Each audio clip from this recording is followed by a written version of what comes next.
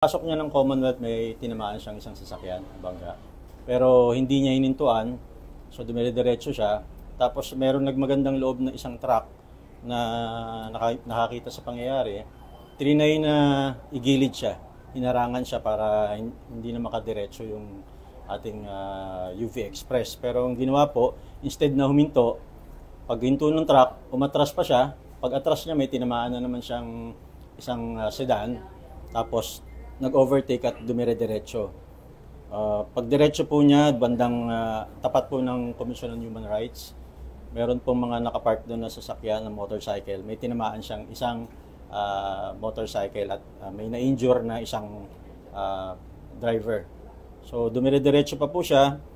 Then bandang Loyola, meron na naman siyang tinamaan na dalawang motorcycle.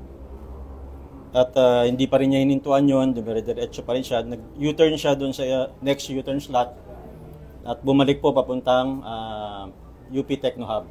Pagdating ng UP Techno Hub, nag-U-turn siya ulit and binalikan niya at meron na naman siyang sinagasaan sa tapat ng CHR.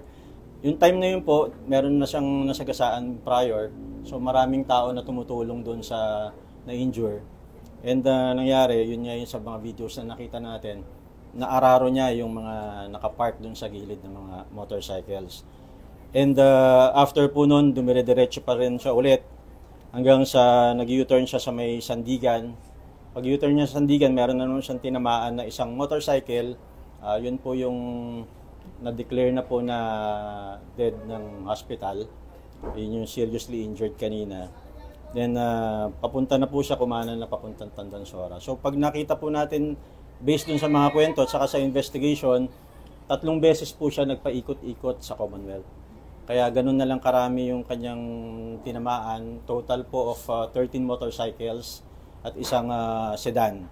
At yung injured po ay 3 yung injured at isa po yung ating deceased or namatay.